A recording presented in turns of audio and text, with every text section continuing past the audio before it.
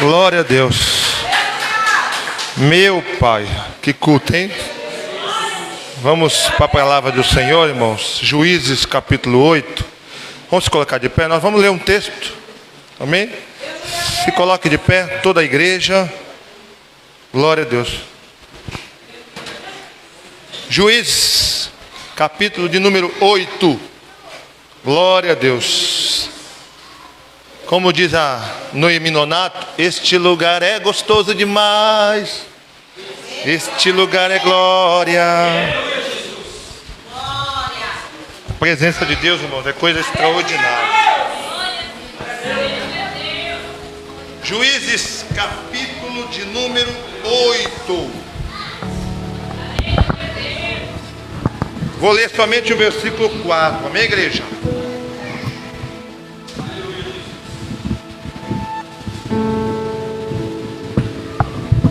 Juízes capítulo 8, versículo de número 4. Eu vou ler uma vez e depois a igreja lê comigo. Amém, igreja?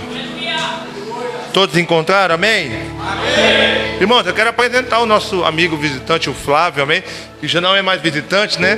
Já se tornou um membro dessa casa, amém? Uma vez que você vem aqui, irmão, toma dessa água, você já faz parte desse corpo, amém?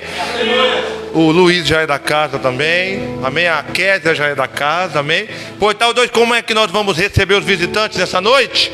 Seja bem-vindo, Senhor e do Senhor Jesus. Juízes capítulo 8, verso 4. E como Gideão veio ao Jordão, passou com os 300 homens que com ele estavam, já cansados, mas ainda perseguindo.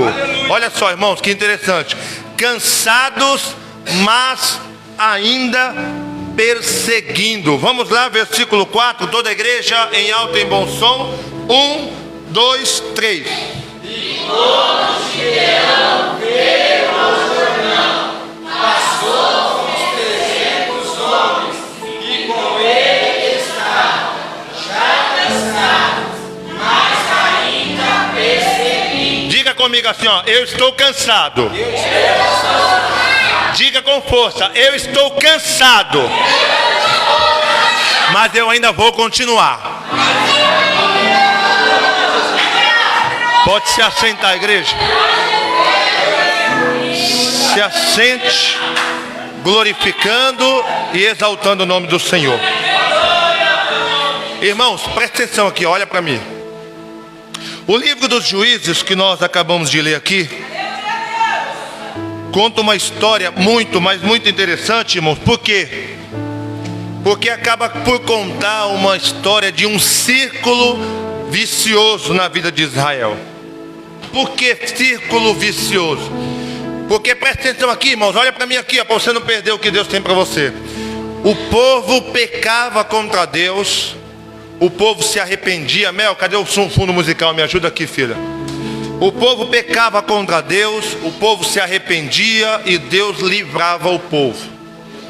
Então isso durou por espaço de mais de 100, 200 anos na vida do povo de Israel.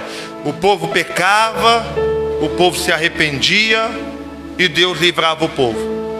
Aliás, o povo pecava, Deus oprimia o povo se arrependia e Deus livrava o povo. Imagine, irmãos, na nossa vida, se a gente não tomar cuidado, a gente entra pelo mesmo caminho, pelo mesmo buraco que Israel se encontrava. Perceba, o povo pecava, Deus permitia a opressão maligna, o povo se arrependia e Deus mandava livramento.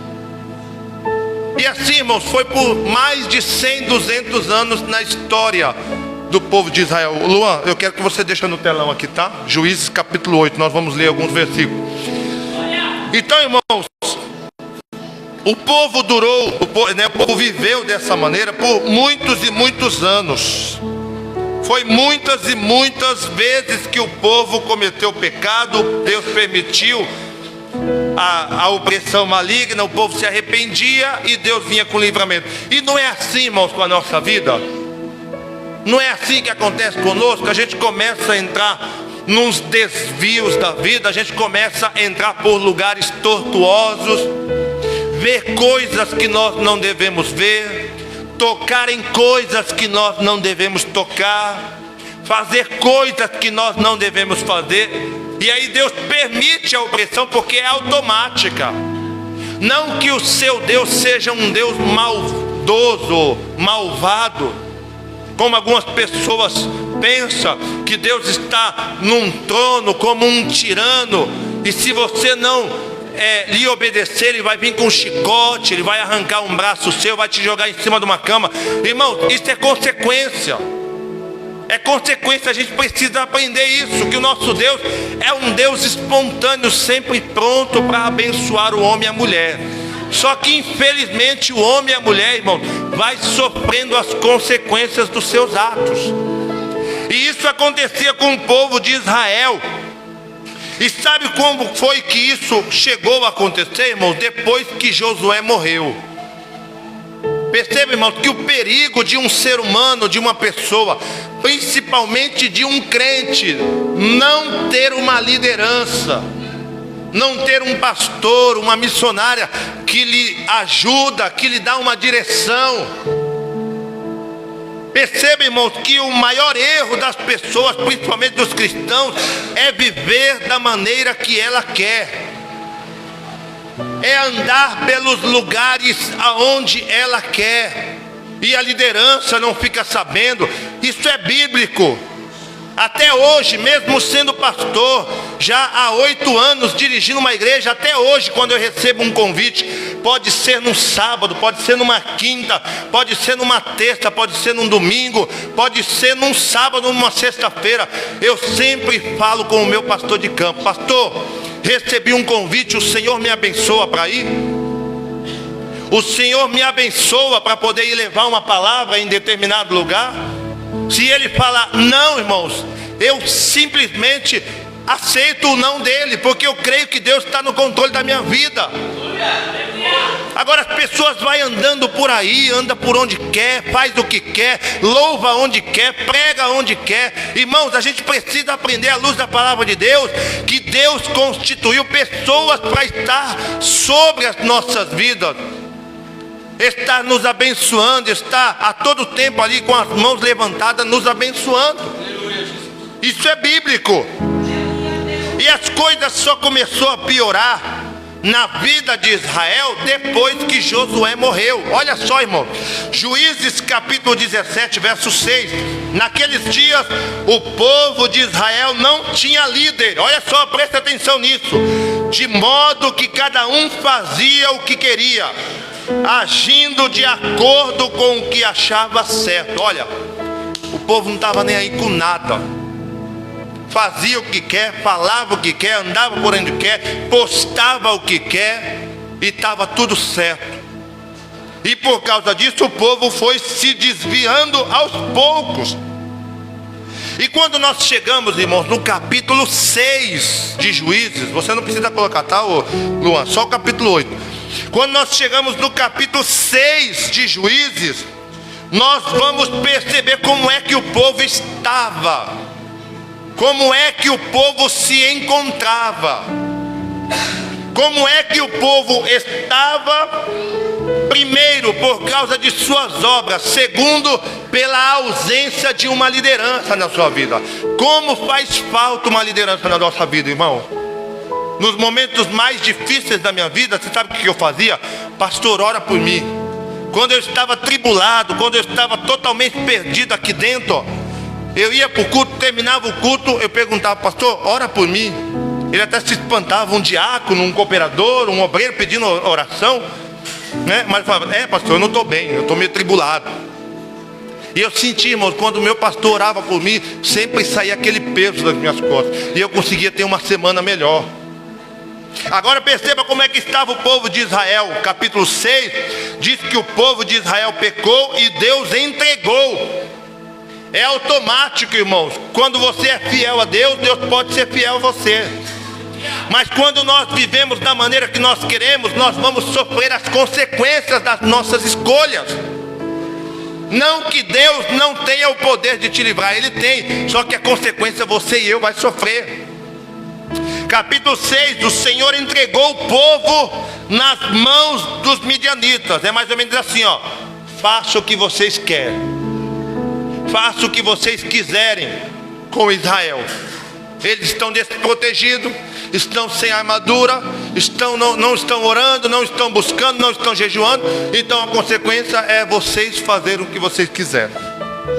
Então, irmãos, quando a gente chega no capítulo 6, o povo está vivendo dessas condições. Foram 7 anos de opressão nas mãos dos midianitas. Quantos anos, igreja? Quantos anos, igreja? 7 anos de opressão. Perceba, irmãos, o que acontecia? O povo estava semeando e o inimigo vinha e roubava as plantações do povo. Imagine você trabalhar 30 dias e não ter o poder ou o prazer de pegar o seu salário na mão, poder pagar suas dívidas, poder usufruir do seu salário, comprar uma mistura para dentro de casa. O povo não tinha esse prazer. O povo não tinha esta alegria. O povo não tinha essa satisfação de poder pegar o seu pagamento e entregar o dízimo. Porque quando o povo plantava, aí nascia o fruto, vinham os midianitas e roubava tudo. Quando nós chegamos no capítulo 6, versículo 6, os israelitas pedem socorro para Deus. Isso aqui, irmãos, é o retrato da humanidade. Só se lembra de Deus quando está no aperto. Só se lembra de Deus quando está quebrado. Só se lembra de Deus quando está tudo destruído na sua vida. Isso aqui é retrato da humanidade. Versículo 11 é interessante, porque quando o povo clama no versículo 6, Deus manda um anjo para poder livrar o povo. Aliás, para poder dar uma mensagem de libertação para o povo. Presta atenção. Nessas idas e vindas, Deus fala com Gideão, que era o homem da época, a liderança que ainda não tinha sido constituída, mas estava trabalhando lá no lagar. No lugar de pisar uva, ele estava malhando trigo. Ele estava trabalhando no meio daquela perseguição, escondendo o alimento, porque quando o inimigo vinha, roubava todo o alimento. E entre essas vindas e idas de Deus falando com Gideão, Deus fala com Gideão 9 vezes. Por 9 vezes Deus fala com Gideão de diferentes formas e de diferentes maneiras. Quando Deus fala com Gideão, irmãos, nessa proporção, 9 vezes, aí Gideão se encoraja para poder brigar contra o inimigo.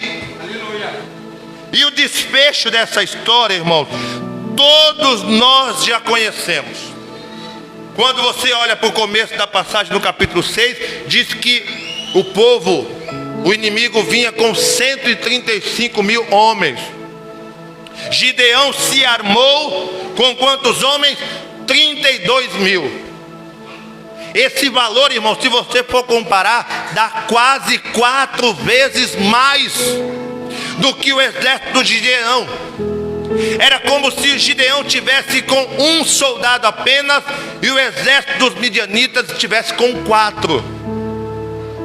Se você coloca dentro de um ringue, irmãos, para lutar uma pessoa contra 4, como é que você acha que vai acabar esse negócio? Só para vocês terem noção de como é que Gideão estava. 135 mil homens vindo contra Gideão, e Gideão apenas estava com 32 mil homens. É uma diferença absurda. E aí, irmão, para piorar o negócio, Deus fala para Gideão: Gideão, tem muita gente aí com você, Gideão. Mas Senhor, só tem 32 mil e contra mim vem 135 mil. Pois é, Gideão, tem muita gente aí no meio de vocês. E eu vou te dizer, Gideão, é muita gente covarde. É muita gente que na hora que o negócio começa a apertar, vai te abandonar no barco, Gideão. Aleluia. Aí Deus fez um processo seletivo lá, sobrou quantos? Tirou 12 mil pessoas. Tirou 10 mil pessoas, dos 32 mil, tirou 10 mil. E aí ficou 9.700 pessoas. Dessas 9.700, Deus ainda fala com Gideão: Gideão, eu quero que você diminua esse número aí, porque tem muita gente aí entre vocês. Desses 9.700, irmãos, todos eles distraídos, pessoas que ficavam com a boca aberta assim, ó, pensando na vida. O culto acontecendo e o caba lá moscando. Já viu, irmãos? Os obreiros já passou muito por isso aqui. Você, quando veio louvar aqui, você sabe o que eu estou falando. Você está louvando, você está falando, recebe o miserável, está assim, ó, roendo unha, não é? 9.700 pessoas distraídas. Sobrou quantas pessoas? 300 pessoas. E é aí, irmãos, que nós chegamos no capítulo 8, no versículo de número 4. Gideão e os 300 homens que com ele estavam, já estavam cansados. Em outras traduções diz que aqueles homens estavam exaustos, porque afinal de contas 300 homens para guerrear contra 135 mil é muita gente, é uma diferença absurda. Está certo que eles não guerrearam contra os 135 mil, porque Deus criou uma situação. Só que aqueles homens, irmãos, estavam há muito tempo trabalhando, estavam há muito tempo ali, ó, na labuta, no dia a dia, hora após hora. Estava como você está hoje, cansado. Estava como você está hoje, afadigado. Estavam aqueles homens como você está hoje, cansado das lutas, cansado das dificuldades, cansado das mesmas coisas, cansado dos mesmos problemas, cansado das mesmas adversidades, das mesmas tempestades na sua vida. Mas Deus te trouxe aqui nesta noite para dizer para você que mesmo cansado, mesmo afadigado, mesmo estressado com as situações da vida, não pare, não desista, não olhe para trás, porque Deus tem coisas grandes para fazer na sua vida. Deus está dizendo para esta igreja nesta noite: mesmo cansado, avance, porque grande será a vitória de Deus para nós. Eu estou cansado, mas eu não vou baixar a guarda. Eu estou cansado, mas eu não vou olhar para trás. Eu vou olhar para frente. Eu vou olhar para o alvo. Eu vou olhar para a cruz, porque é de lá que vem o meu socorro, a minha esperança e a minha salvação. É o Deus Todo-Poderoso que me ajuda. Irmãos, se eles estavam cansados, segundo a medicina, irmãos, a gente sabe, uma pessoa cansada, ela tende aos poucos ir enfraquecendo. Ela vai perdendo a força aos poucos. Se você ler o contexto aqui, você vai ver que o cansaço de Gideão e os seus 300 homens era a falta de comida, era a falta de água, era a falta do descanso. Irmãos, todo mundo aqui zela por isso. Depois de um dia cansado, estressante, exaustivo de trabalho, você só quer uma cama para deitar. Você só quer uma cama para poder descansar esses 206 ossos que você tem no corpo. Só que estes homens, irmãos, eles não tinham escolha. Ou eles lutavam, ou eles lutavam. Ou eles lutavam, ou eles morriam. E Deus está perguntando para nós nesta noite: qual que é a sua escolha? É continuar lutando, ou é se entregar ao cansaço e daqui a pouco você vai morrer? Mas Deus está dizendo para nós: esse cansaço não é para a sua morte, mas é para a minha glória, é para o meu louvor, diz o Senhor. Eles estavam cansados, mas eles não pararam. Perceba, irmãos, eu quero que você olhe para mim aqui, ó. Versículo 4, coloca aí, Luan. Capítulo 8, versículo 4. Capítulo 8, versículo 4. Eles já estavam cansados, mas eles não paravam. Perceba, irmãos, o que eu acho interessante aqui. E o Senhor disse ao meu coração: o cansaço não pode impedir um projeto que nasceu no coração de Deus. Perceba, irmãos, que interessante. Quem foi que chamou Gideão para aquela peleja? Diga bem alto.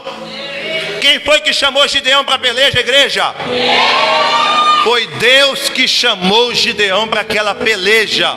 Foi Deus que chamou Gideão para aquela peleja. E agora eu te pergunto, irmão, quem foi que te chamou para essa peleja do Evangelho? Quem foi que te chamou para essa peleja para defender a sua família, para ser coluna da sua casa? Foi o próprio Deus Todo-Poderoso. Então eu tenho uma notícia boa para você. Se esse projeto nasceu no coração de Deus, ele não vai falir, ele não vai fracassar, ele não vai parar, ele não vai estagnar, mas esse projeto vai adiante, esse projeto vai dar certo, porque é Deus que está financiando este projeto, este propósito no seu coração. Adore o Senhor nesta noite.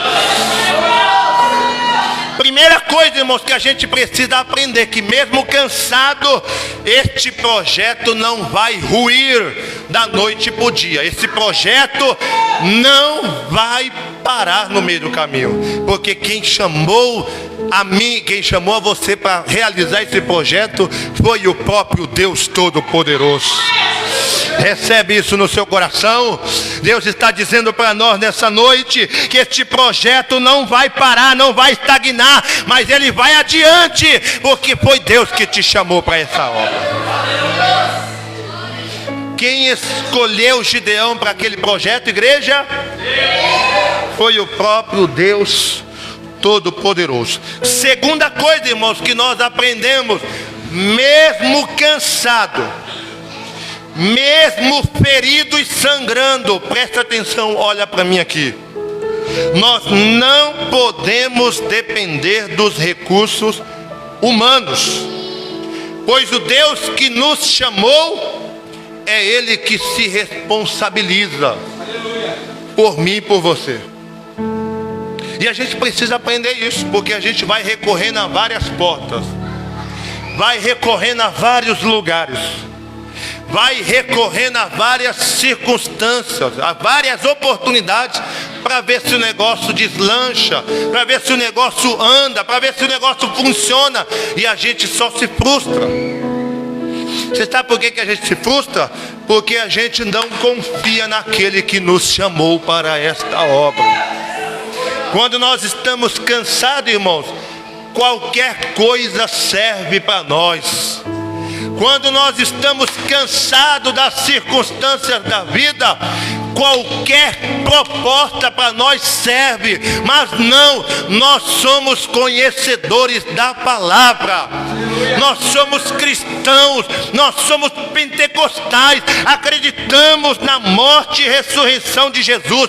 Então você que entrou aqui nesta noite cansado das circunstâncias da vida, não aceite qualquer coisa para você não, mas espere em Deus, espere no Senhor, porque é Ele que vai abrir a porta, é Ele que vai fazer milagre na minha e na sua vida. Por que eu estou dizendo isso, irmãos? Eu quero que vocês leiam o versículo 5 do capítulo 8. Coloca para nós aí, Luan. Capítulo 5, versículo 8. Capítulo 8, versículo 5. Toda a igreja, 1, 2, 3. E disse aos homens de Escós: dai versos alguns pedaços de pão ao povo, que seguem as minhas pisadas, Porque estão cansados. e eu vou em alcance de Zeba e Salmona. Eles me alivia. Olha só, irmãos, Gideão chega numa região e fala: olha, eu quero pão para os meus homens. Você sabe qual que é a reação, irmãos, do rei da cidade? Por que eu vou dar pão para vocês? Que obrigação eu tenho com vocês? Que compromisso eu tenho com vocês de dar pão, de dar água, de dar alimento para vocês, e eu lá sou obrigado a fazer alguma coisa por vocês? Irmão, sabe o que é mais interessante? Que Gideão se estressa, que Gideão, ele falta perder a linha. Gideão entra num desespero porque os homens estão cansados com fome, e ele vai em busca de comida e o rei acaba fechando as portas para ele. E é assim, irmão, que acontece nas nossas vidas. Quando a gente quer ser dependente das pessoas, quando a gente quer ser dependente dos nossos recursos, quando a gente quer ser dependente do advogado, do médico, do juiz, quando a gente quer ser dependente das coisas dessa vida e dessa terra, e não somos dependentes de Deus, a gente se frustra, a gente se decepciona. E Deus está dizendo para nós nesta noite: o seu cansaço não é ao ponto de você aceitar qualquer proposta, porque quem te chamou para este evangelho, quem te chamou para esse propósito, é fiel para cumprir e para abençoar a sua vida e a minha vida. Por que eu vou aceitar qualquer coisa, irmão, no meio do cansaço? Por que eu vou aceitar qualquer proposta no meio do cansaço? Eu não posso, porque eu tenho que acreditar na palavra do Senhor. E a palavra do Senhor diz que o meu Deus é um Deus vivo, é um Deus que está sentado num alto sublime trono, preparado para me abençoar, para te abençoar e fazer coisas grandes na minha e na sua vida. É esse o Deus que nós servimos. Mesmo cansado, irmãos, a gente precisa aprender que os nossos recursos, as nossas portas abertas e a providência não vai vir da horizontal, não vai vir dessa terra, mas o seu projeto ele só vai dar certo porque quem está financiando ele é os céus. E se os céus estão financiando o seu projeto, você pode ter certeza que você vai chegar no final e vai cantar o hino da vitória para a glória de Deus. Não precisa se desesperar. Não precisa se desesperar. Olha para o seu irmão e diga para ele assim: ó, não se desespera não. Diga para ele carinhosamente. Eu não tenho costume de fazer isso não, mas diga para ele carinhosamente assim, ó: não precisa se desesperar. Diga para ele com força, com autoridade: não se desespere.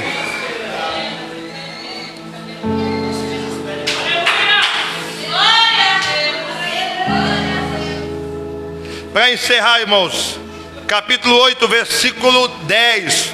Mesmo cansado, preste atenção nisso, mesmo cansado, não vale a pena desistir agora. Por quê? Porque mais da metade do trabalho que tinha que ser feito, irmãos, já foi feito. De 100% do trabalho que eu e você tem que fazer, metade ou grande parte dele já foi feito. Por isso que não vale a pena desistir agora. Olha o que diz, irmãos, que interessante isso. Eu acho lindo os detalhes da palavra de Deus. Capítulo 8, versículo 10. Eu quero que você, por favor, capítulo 8, versículo 10. Toda a igreja, 1, 2, 3.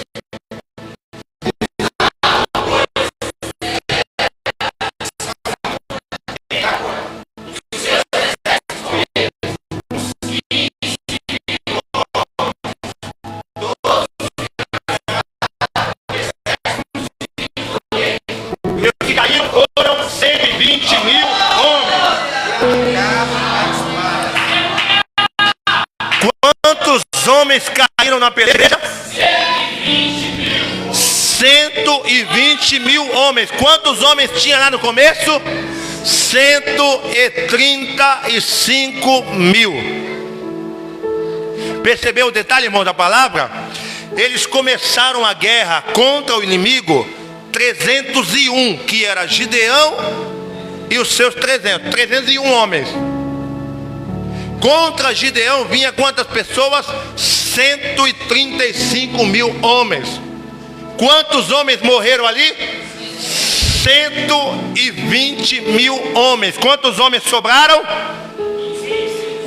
15 mil homens sobraram só. Você percebe, irmãos, que mais da metade do trabalho já foi realizado. Por isso que não vale a pena você parar agora. Por isso que não vale a pena você desistir agora. Por isso que não vale a pena você olhar para trás agora. Por isso que não vale a pena você largar a mão do arado agora, desembainhar sua espada agora. É a ordem de Deus para que você possa concluir essa batalha, concluir essa guerra, e o nome do Senhor possa ser glorificado na sua vida. 135 mil menos 120 mil, 15 mil homens. Sabe quantos por cento sobrou, irmãos, para Gideão poder concluir a guerra aqui? 20% apenas. 20%. Você pega 100% de uma luta que você passou. É isso que Deus está dizendo para mim, está dizendo para você nessa noite. Você pega 100% de uma luta, elimina 80%. Sobrou quanto? 20%. É o que Deus está dizendo para mim, para você nessa noite. O pior já passou. Você já venceu muito mais gigante do que esse. Você já venceu muito mais leão e urso do que esse. Você atravessou mar muito maior do que esse. Agora é a hora de olhar para frente, olhar para o alvo e continuar trabalhando, continuar lutando para a glória de Deus. Quando nós olhamos, irmãos, para tudo aquilo que nós já passamos, aí sim isso nos dá ânimo e coragem. Você sabe por quê, irmãos, que você às vezes murmura tanto? Porque você não olha para aquilo que já veio na sua mão. Você só olha para aquilo que está faltando. Você só olha para aquilo que você ainda não recebeu. Mas quando você olha para todo o contexto atrás de você, de tudo aquilo que você já enfrentou na vida, aí, irmãos, esta murmuração e reclamação é substituída, sabe pelo quê? Por gratidão a Deus. Eu sei que eu estou passando uma luta, mas eu vou para o culto hoje. Eu sei que eu estou passando dificuldade, mas eu vou para o culto de ceia, eu vou para o congresso, eu vou para o louvor, eu vou participar, porque Deus já fez muita coisa por mim e vai continuar fazendo.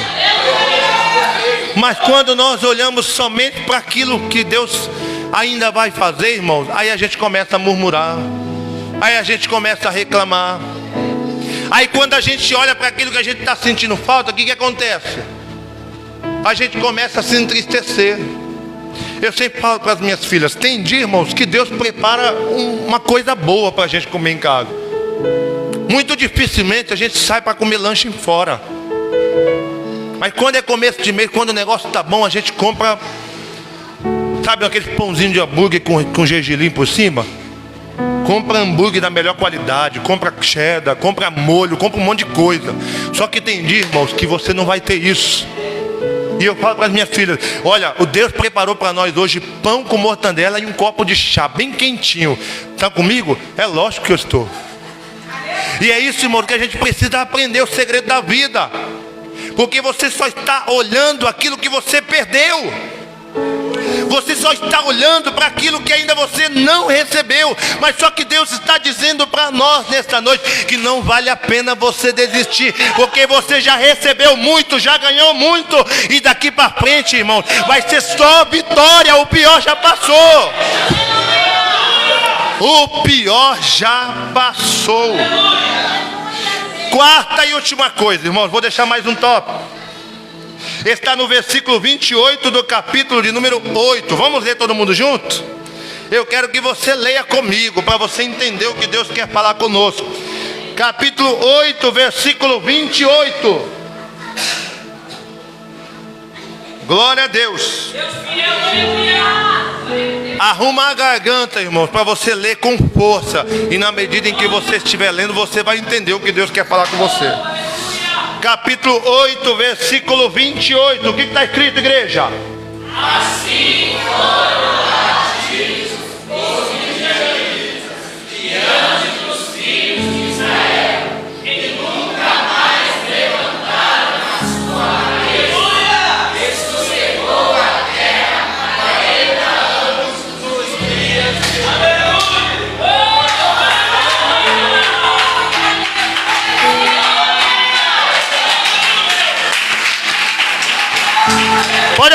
Pode aplaudir, é de graça. Faz o seguinte, ó, bate palma e dá glória também. Bate palma e glorifica.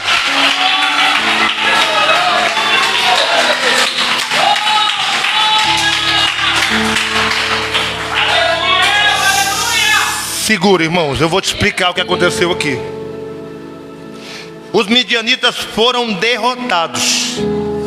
E duas coisas, irmãos, interessantíssimas tem nesse versículo aqui. Duas pérolas. Só para quem é apaixonado pelo texto sagrado consegue enxergar essas coisas. Primeira coisa, irmãos, nunca mais os midianitas invadiram as terras de Israel para roubar o que eles plantavam. Aleluia. Deus está dizendo para nós nesta noite que essa prova que te aflige hoje, que te machuca hoje, quando ela for embora, ela nunca mais vai voltar para te oprimir. Você recebe isso na sua vida? Nunca mais essa prova vai voltar para afligir a sua casa, a sua família e o seu ministério, diz o Senhor. Primeira coisa. Segunda coisa, irmãos, mesmo cansado, não vale a pena desistir. Por quê, pastor? Porque, irmãos, perceba, a terra de Israel descansou em uma paz durante 40 anos. Quantos anos, igreja? 40 anos de paz. E eu não sei se você lembra, eu disse no início, quantos anos foram de opressão? Quantos anos foram de opressão, igreja? Meu Deus do céu. Quantos anos foram de opressão? Todo mundo junto e educado? 7 anos de opressão. Quantos anos de paz? Perceba, irmãos, que com Deus a gente nunca perde. O povo passou 40 anos de opressão. O povo passou 7 anos de opressão e descansou 40. O que vale mais a pena, irmãos? Sofrer com Deus ou sofrer sem Deus? Sofrer com Jesus ou sofrer sem Jesus? A escolha é sua. Porque, irmãos, tem coisas na nossa vida que o pastor não pode fazer por você, a missionária não pode fazer, o líder não pode fazer, o obreiro não pode fazer, sua esposa não pode fazer, seu marido não pode fazer. Tem coisas que quem decide é eu e é você. O povo passou 7 anos de opressão, 7 anos de dificuldade, 7 anos de choro, de lágrima, do mesmo jeito que você está aí hoje, com o coração amargurado e angustiado. E Deus está dizendo para nós nesta noite que muito mais será os anos de alegria que eu vou te dar do que os anos de tristeza que você está vivendo hoje. Deus está dizendo para nós nesta noite: se você ficar no centro da minha vontade, eu vou fazer uma obra extraordinária na sua vida, e você vai cantar o hino da vitória com a sua família, com a sua casa, com os seus amigos, e o meu nome, somente o meu nome será glorificado na sua vida, na sua casa, no seu ministério. Você recebe isso para a sua vida? Então aplauda esta